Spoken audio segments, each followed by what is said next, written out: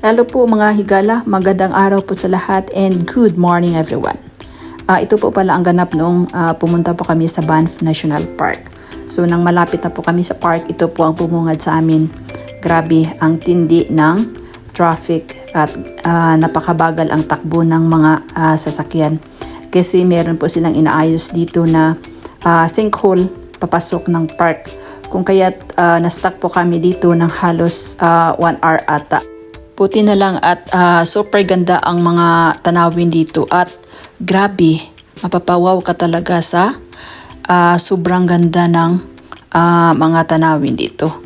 Kung kaya't binuksan namin ang bintana ng aming sasakyan para naman ma-feel namin ang napaka-priskong simoy ng hangin. At habang ninanamnam namin ang napaka-priskong hangin, si Busing naman ay inaantok. At nagugutom na raw siya. Kasi mag-alas 12 na po ng tanghali at hindi pa po kami nakapag-lunch.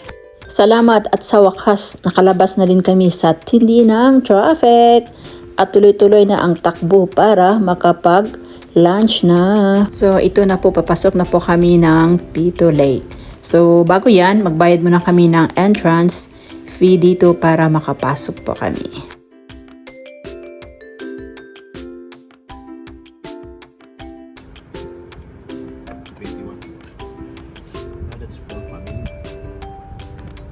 So ayan, pagkatapos naming magbayad ng entrance fee, tuloy-tuloy na po ang takbo namin, papunta na yan ng Pito Lake. At saka doon na rin po kami magkain ng aming pananghalian kasi meron po kaming baon na mga pagkain.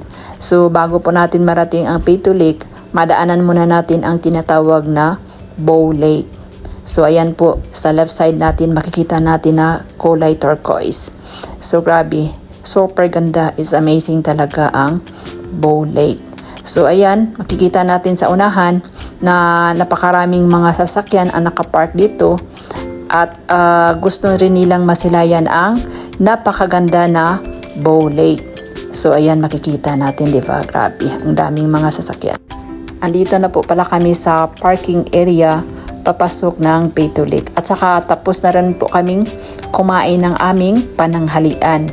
So busog na po kami. At saka ready na po kaming maglakad papunta sa Pito Lake Viewpoint. So ayan po yung kasamahan namin, yung naka-red si Pre-Pops. So ayan na po si Busing, hinihingal na po sa paglalakad. So ayan nakapula si Poy Canada at saka yung nakakalo ng white si Fidi. Yan po ang makasamahan namin. Ayan po sila Jen. So ayan po,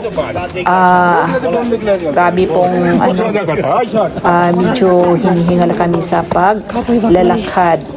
Pero sulit naman yung yung paglalakad namin papunta ng Pito Lake. So tara na, let's go.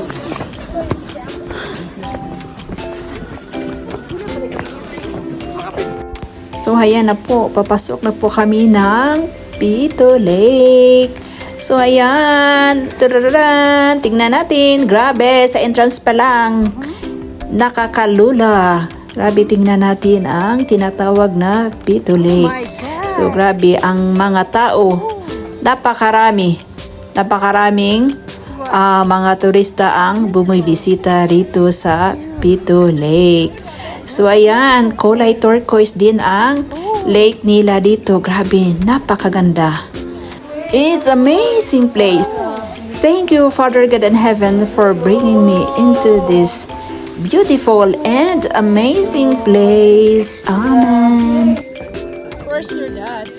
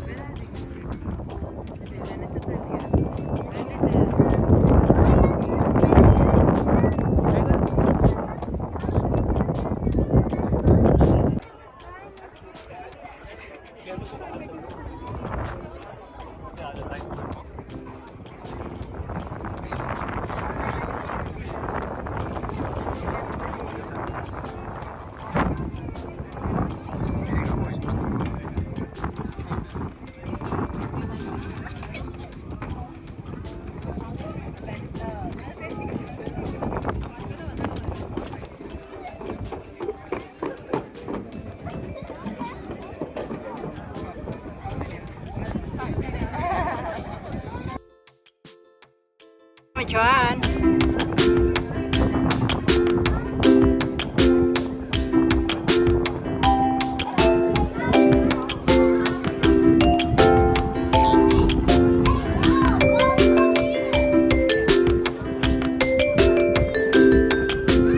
So ayan na po, palabas na po kami ng Peyto Lake Viewpoint.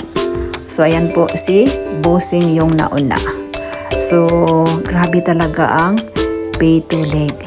Hindi ko pinangarap sa tanang buhay ko na makarating dito. So grabe talaga si God gumawa ng mga miracle. At saka parang nanaginip lang ako. At saka noon sa mga ano ko lang po ito makikita sa mga internet at saka sa mga calendar. Pero ngayon, nasa harapan ko na ang mga ganitong mga tanawin. Kaya grabe talaga ang papasalamat ko sa Panginoon sa mga blessings na binigay niya sa amin. So ayan na po, yung mga kasamahan namin, yung si Little Marites, si Baby